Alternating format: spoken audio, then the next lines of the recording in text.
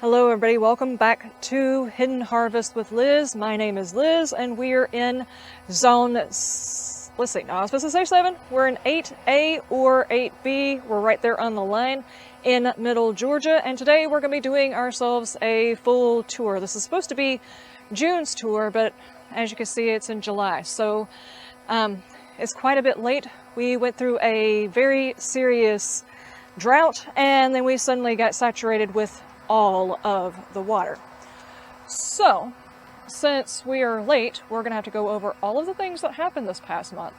All of the days that I tried to come out here and do recordings, it didn't quite work out as planned, but we're gonna make up for that because we're gonna show the entire garden. Right now, for those of you who know the layout of the garden, there's nothing in the greenhouse other than tools that are still left over from us building the chicken coop.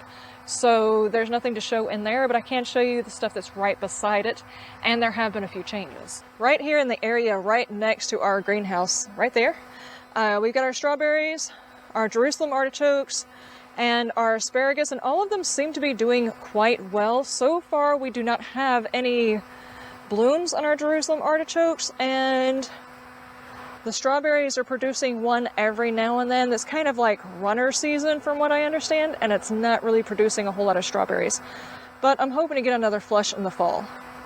And then right over here, this is basically my seed prep area, and there's going to be another one that's going to go over a little bit more. We're going to put another one on here. Right behind that, got ourselves a bird fountain that's sitting on top of some really rather large barrels. And it's not currently running because I'm trying to get a solar thing instead of having to plug it in. The electricity around here is like hella expensive, so I'm going to try and get a solar thing for this pump so it can run all the time.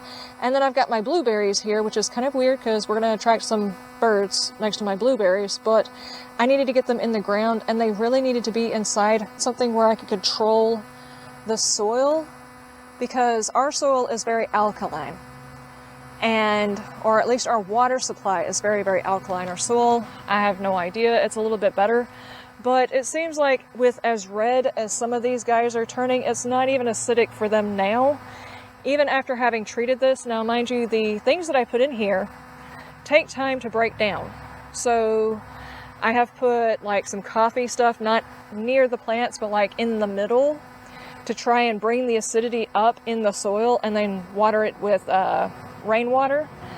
And so far, nothing. The plants still look very bad.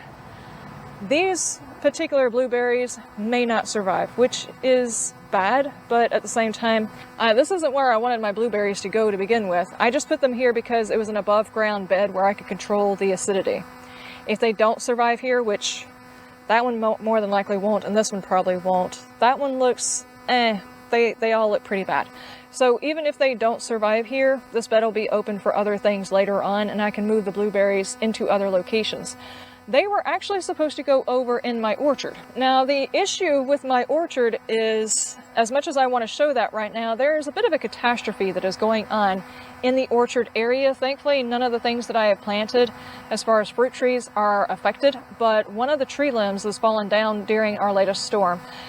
For those of you who do not have to deal with this type of weather situation, a drought for an entire month and high temperatures followed by a torrential rain is very, very bad for trees. Root systems come up and tree limbs that we're supporting are suddenly overweight with water. So we had an incident. That's my rooster. I have no idea if that actually caught. That's going to be cool if it did, but my rooster's actually crowing. He's got his baby rooster crow going. But we've got a tree limb up here that is broken, and we're starting to clear some of it out, but it's still going to be a while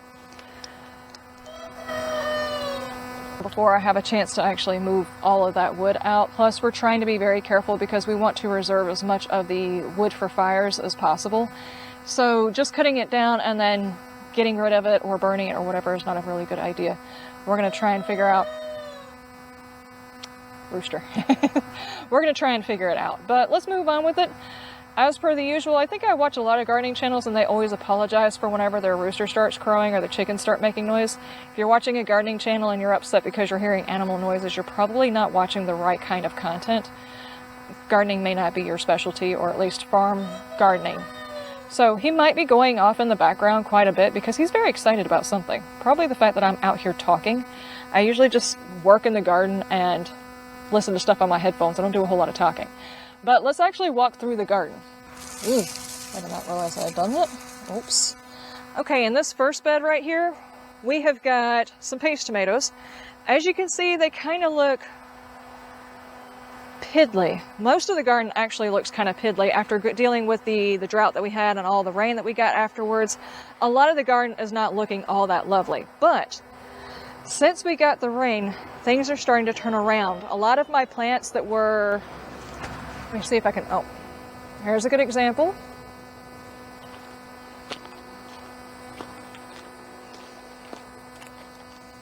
Because we haven't gotten very much rain, I've had to deal with a whole lot of this. Despite watering on a regular basis and having mulch over my plants, I'm having to deal with blossom end rot, which is basically where the end that the blossom was on rots, which is a sign of calcium deficiency, but usually the cause of it is not the calcium itself, it is the watering. Either irregular watering or too much water or not enough water or whatever. Just basically, tomatoes are very, very finicky. And I have been working on trying to get these things watered, mulched, the whole 9 yards, and it has not done it. But as soon as the rain hit, the blossom end rot started going away. It was more like they really needed a good drenching of some natural rainwater is what they really, really needed. So that's helped out a lot. Plus, since I've started rebooting a couple of my beds, I've been moving mulch further and further into the other beds. One of my biggest issues that I had this past year was I ran out of hay.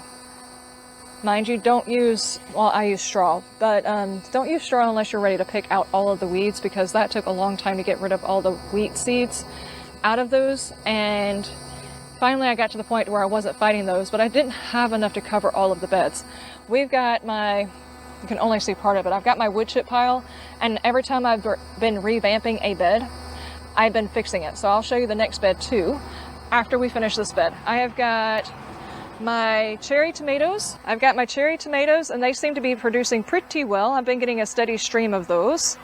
I've got a few herbs. We got some sage. We got all kinds of stuff. Some flowers have been coming up. I've been trying to pick as many as I possibly could. We got another one coming up right here.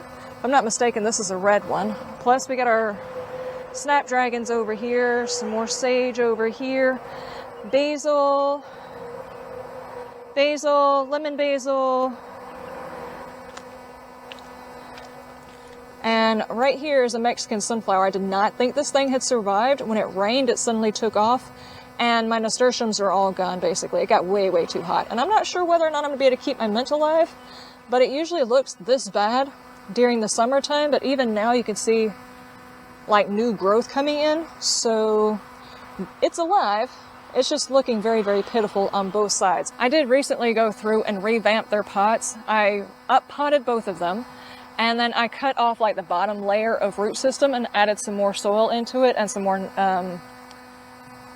amendments and some compost and stuff like that. I put a whole bunch of stuff in there. Anyway, just to revamp those things so they'll stay alive during the season, because they were looking pretty bad. Oh no, here comes the sun. Oh, this bad. Okay, and on the other side of our trellis over here, we've got some more of our cherry tomatoes. These are, I actually don't remember which ones are over here. The super sweet 100s are way down there, so I don't remember what's on this side. This is just a regular cherry tomato. This is the golden cherry tomatoes, and I have found I like the skin thickness on these a whole lot better. And then we have my other set. This is actually my first planting of paste tomatoes. That's my second. That down there is my third, and over there is my fourth. I have no idea if all of these are going to be able to grow. For shame. I just tied all these tomatoes yesterday. How dare it fall today? No, the limb broke. Oh no, I'm going to lose all of those? I mean, I could take them off and make them in fried green tomatoes, I guess. Oh man. I don't think there's already bugs climbing inside of that. I don't think there's any way of fixing that one. Plus, this one got ate up. This one got ate up by a tomato hornworm, so like half the plant is missing. I'm not sure if it's going to come back from this. I don't think it's going to financially recover from any of this. And then I've got another basil plant, another of the Mexican sunflowers over here. And these right here, my friends, these right here, these are absolutely the most gorgeous snapdragons ever. These like purple to orange to yellow are gorgeous. And then I've got some amaranth, which is weird because all of my other amaranth got eaten up. It's basically my cherry crop, but these actually look pretty good. And then I've got some lemongrass. I know that just looks like weeds, but that's lemongrass. That's lemongrass. That is a sweet alyssum. Some more basil, some lemon basil. Let me turn this where I can actually see what I'm doing. Okay, and then this bed, which is bed number 2. As you can see, I don't have my beans in there anymore. I took them out. And it's because of this.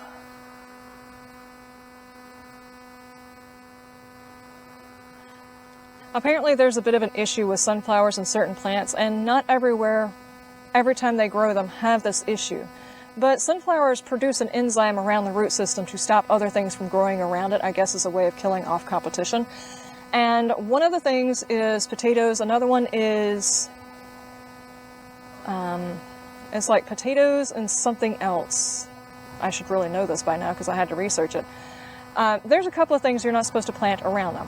One of the things they say that you can plant around them is beans. But I just grew an entire thing of beans here, and they looked pitiful. For so long, I finally gave up on them. And I chopped and dropped them, and then just covered them over with some, I mixed up the soil pretty good, and I put some amendments in it, and then I just put it, I put it to bed for a little while.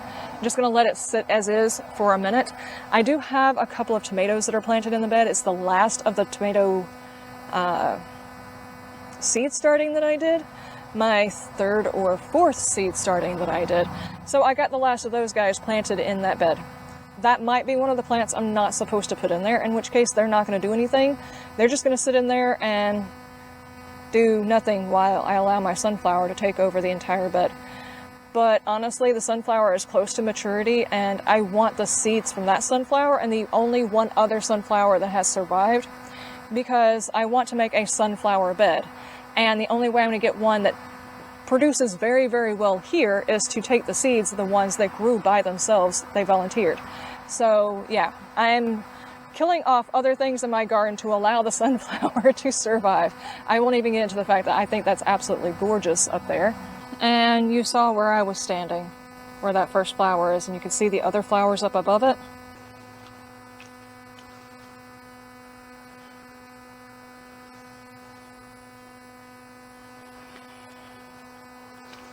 I did not think that they could grow that far. But anyway, let's move on to the rest of the beds instead of bragging about my sunflower. Also, as a quick aside, inside that same bed, let's talk about the rest of the plants that are in this bed that have so far survived. I have got a lemon basil that looks like it's actually flowering.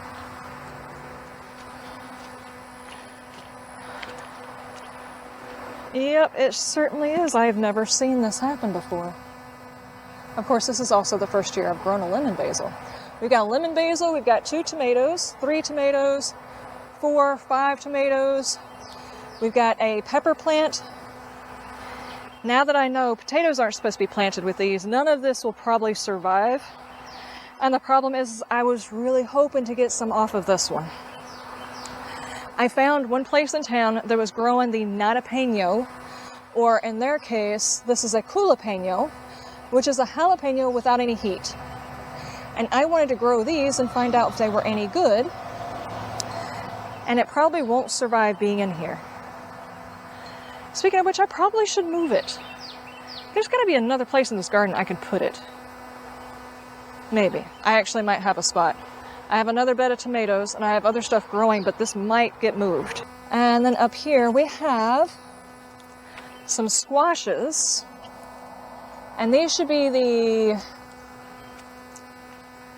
Oh, dadgummit. Editing Liz, if you happen to think about it, if you find the name of these, but they're supposed to be my winter squashes, and these guys looked absolutely pitiful until I mulched, until I went back and did this whole bed and mulched and everything else like that with these wood chips, because the hay was just not cutting it. There was not enough hay. Hopefully these guys will grow over this trellis. And here are all of the cucumbers.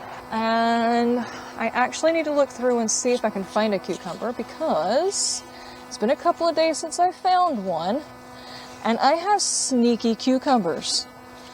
I came out here and checked all the time, and then I came out here and there was a huge cucumber sitting out here trying really, really hard to go to seed. And I don't want it doing that. But that's 3 different types of cucumbers. All of them are burpless, and so far I'm not sure exactly which one I like better, because they're still kind of bitter. Most likely because of all of the heat. And then on the back side of this one, I have my poblano peppers, the peppercini. They're a yellow type of pepper. I'm not really sure exactly how you say the name of this one, but that's those. And this is like a Thai pepper. We're actually getting some little peppers. They're kind of hard to see in here. I don't know if, yeah. A little bit hard to see. I have no idea how spicy these guys are. And then I finally have some jalapenos coming in. So those are really, really cool. And then going a bed back, we have my artichoke, which is trying to be taken over by ants. My surprise plant that I still don't know what it is.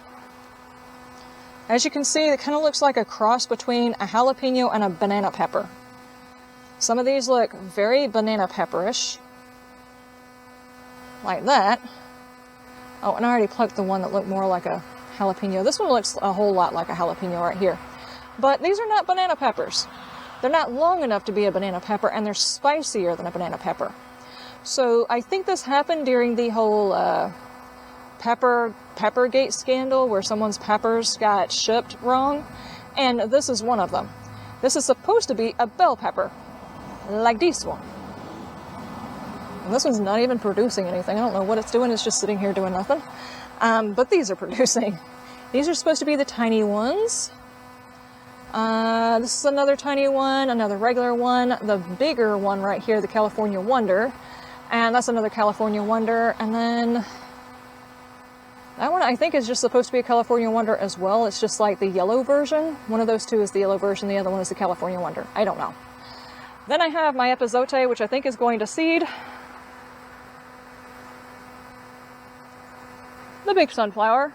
So I'm surprised it's surviving in here with all of these, and all of these are surviving. So the peppers seem to be doing okay. And then we've got our pink. You know, I have markers, but the markers, you can't see them anymore, so I can't go back and look at these. I'll have to go back and look at other videos. It's pink something, but it's supposed to be a big slicer. And then on the other side of this trellis, which is bed 3, if you're trying to get a visual of where I'm talking about, this was the potato bed, and we got all the potatoes out of it. Actually, yeah, that's the potato bed. Over there is where I had my onions, which is probably the reason why it did not grow. The red onions is because the sunflower was right next to them, and apparently you're not supposed to plant those near it either. And over there was my potatoes. So this one right here, no, that was my onions. These were my potatoes. So I put sweet potatoes in here.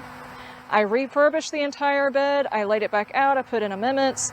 Now, sweet potatoes grow better in this heat, and they don't need as many nutrients. But I've never actually tried growing them because I don't eat a whole lot of them.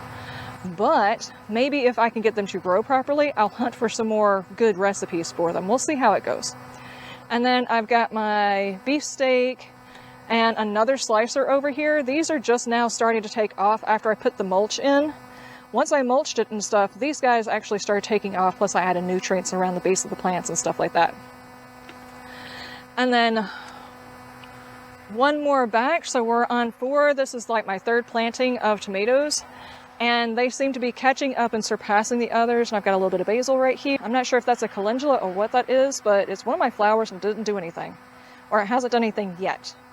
And then this is the super sweet 100s. The tomatoes are getting a lot smaller than I thought they would be, which of course is probably just these beds doing these beds things, because I've just kind of gotten used to the fact that most of the stuff in here is not producing as advertised, mainly because the beds are new, and I didn't fill the beds with good mulch, good soil, whatever. I just used the stuff that we had here and added some stuff to it, and it's probably going to take a while for these beds to actually situate and mature properly.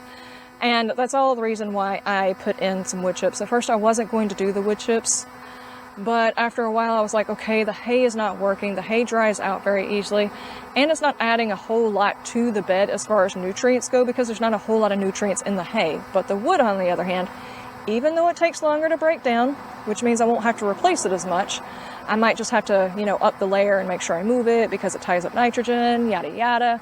The point is, the ground seems to appreciate having the wood chips more than it did the hay. At the end of this bed, I also have a squash. I don't know what kind of squash. I don't know.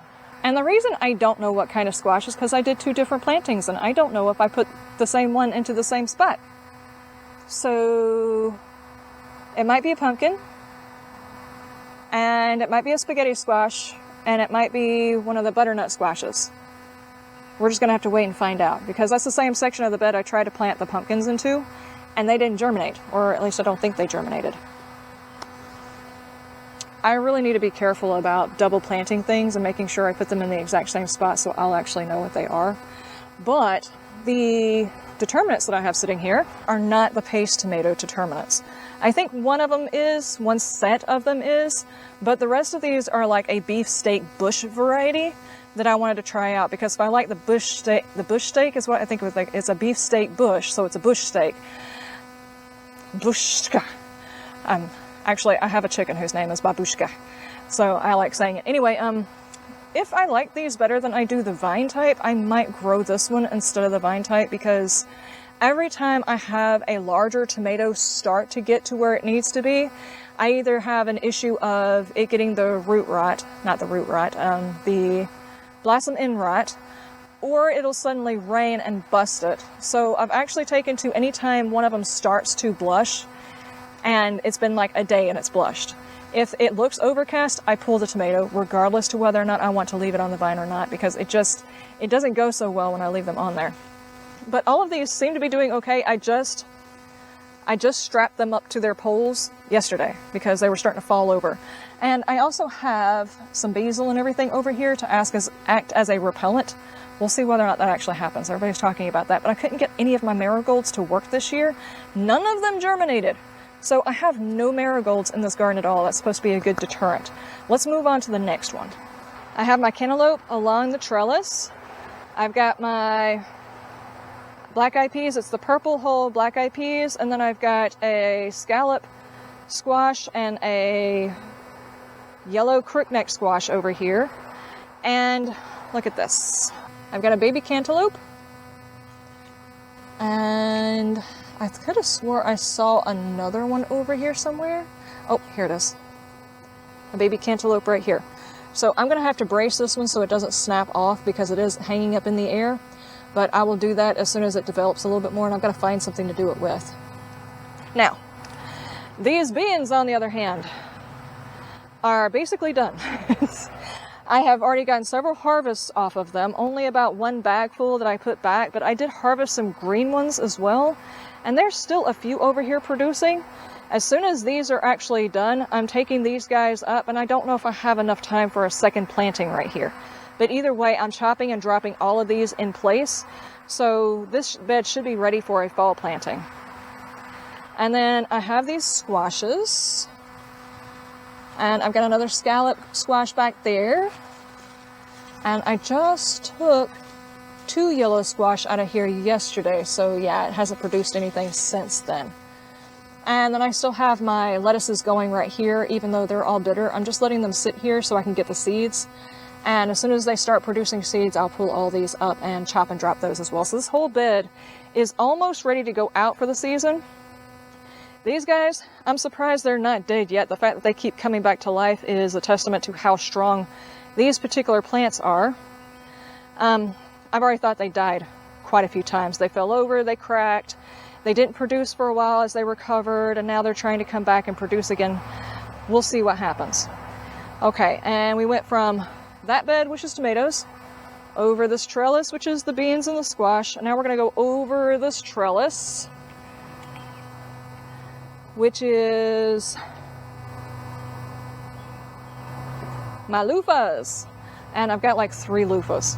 1, 2, 3 loofahs. I'm not sure if any of the others are going to produce. We'll see. But I also have a Mexican sunflower here, and I'm starting to wonder if these Mexican sunflowers do the same thing as the big sunflowers. I don't even know if they're the same species, but they might be, and they might be doing the same thing. In which case, I need to be careful about planting where those are planted out next year as well. Then I've got my feverfew, which I just harvested all of the blooms. You can see there's like one spent one over here. I harvested all of the blooms and cut these guys down because this one actually flopped over because it was so top heavy. And I know I'm not supposed to prune these in the first year. You're supposed to give them a year. But if I didn't prune them, they were going to flop over and get messed up. So I went ahead and took the flowers. Then I've got my lemon balm right here, which is taken off and makes an absolutely magnificent tea if you like lemon heads. It is an amazing tea. Then I've got my chicory right here, and my birds go crazy for chicory leaves. I'm not sure why, but they do. And there's something else here. I don't know what that is. I don't know what that is. I think I planted it. My label is gone. I don't know where it went. And then I've got some green onions. And this is chamomile, and it is just now starting to put some blooms on. And all of my borage has died. It got way, way too hot for all of the borage. It's finally just went kaput. Now we're going to step back. This is actually bed 12. And as you can see, my dill has finally started producing. And it looks like it's actually going to go to seed, which is cool because I've never actually grown dill, so I'm allowing it to go through its full life cycle without interrupting. All of the things that I've never grown before, I'm letting them go through their full life cycle so I can see it. But this is going to produce a lot of seeds. I'm going to have volunteer dill for years over here, and I'm absolutely okay for it. And sage, and that one is actually one that I started. The other ones I got from my mom. The ones in the other beds, this is the one that I planted. So I'm very happy that that one survived. It was the only one that survived. And then I've got whatever this is. I don't know what this is. I know I planted it, but I don't remember what it is because it hasn't bloomed yet. I thought it was just not going to do anything. It looked pitiful for ages and ages and ages, and now it's starting to do something. So I can't wait to see that. I'll put a picture up if it's bloomed before I get this video up. I have no idea. Oh, look at this. Seeds. Oh my gosh. I'm going to have dill everywhere. Yes, do that. Do that. All in that bed. Okay. This one is supposed to be one of my honey nut squashes. It's the only one that lived out of that first planting. It's just not doing very much. It's been sitting over here hoping to survive. Then I have my celery, which hasn't really been celery. It's more like, I don't know. I can take this off and add it to a soup and it tastes like celery, but it's not like full celery stalks. And this is supposed to be Utah celery, or Utah something or another celery, but it didn't actually celery, but I think I planted it in the wrong season, so it's fine that it did anything. And then here's some more chamomile, and I actually need to come get these blooms. I don't know what that is. I have no idea. It's some sort of flower, I think. Look, there's another one. That one is another cool one. The fade from the purple to the red to the... These are absolutely gorgeous. And of course my nasturtium is dead. And then along this trellis, I've got cucamelon, which is kind of, I don't know, a bit more pitiful than I thought it would be. But then again, this bed, I did not have very much mulch to go in this bed at all. And I figured it would be okay because it's mostly in shade most of the day. So a lot of the stuff that I planted over here, like my cilantro, and some of my green onions, I expected them to do pretty well over here. They haven't been doing all that great, and I think it's the mulch. It's the mulch situation. So as soon as most of this stuff dies back, all of the beds are going to be getting the same kind of treatments those beds over there got. And I'm just going to reset them basically, and then put wood mulch over the top of them. I think it just works better. And then the next bed, we have our corn, which I'm not sure if it's ready. This stuff is pretty dry. It's kind of filled out. It looks like this top part's probably not filled out, but those might actually be ready. So I might try to take those this evening. I'm not going to try and do it right now. But there's only like 3 or 4. And this was supposed to be my second run, just in case. But then I realized this entire bed probably should have been filled up and planted all at once in order for them to pollinate each other. So that's a lesson learned for next year. And then we have some sweet alyssum, some more. I've got an ant on me. Get off of me. I have some more of the snapdragons back there, very, very gorgeous, and some more chamomile back there as well, which is starting to bloom. It just started blooming today. And then we've got our beans. And I will be honest with you, I've tried growing pole beans like 5 or 6 times, and I've never been happy with the texture of the pole bean. It's never been something I've fully enjoyed. So I'm thinking next year I will try, there's supposed to be some like Chinese long beans or something like that that I keep seeing people talk about. I might try those and see if I like the texture better. I just can't get past the texture of these. They're stringless, but it's like the whole of it is very, I don't know, very thick. And I've been trying to take the beans when they're pretty small, even like this, just to see if the smaller beans, the hull isn't so thick and, you know, whatever. But even then, I didn't really care for the texture. And then we have our okra. And the okra is starting to produce, though not fast enough. I think maybe I should have done twice as many plants in order to get a full amount so I could put back some fried okra stuff. But that's fine. The fact that I can grow it at all is pretty cool. I have never tried growing it before. And then we got our amaranth. And as you can see, the amaranth has been a wonderful trap crop for whatever the heck this bug is. I don't know what it is, but it's not on any of my other plants. And it just absolutely loves these guys. Not to mention, they're kind of nice looking. And it wasn't until recently that the leaves started getting really bad. Oh. Look at that. That's a Mexican sunflower, by the way. Gorgeous, vibrant colors right there, to be honest with you. Oh, there you go. And over there in the corner, I've got some cute little green onions. It looks like they're trying to bloom on me. Well, ladies and gentlemen, that is it. The only thing I really haven't shown is my blackberries and stuff like that. All of my berries and stuff like that, they haven't really done very much this year at all, so there's nothing to write home about any of the bushes, the vines, the trees that I've done. I've got several of them that I want to show, but right now that side of the yard is actually blocked off by that tree that fell in the front yard, so that area I can't really do a tour of.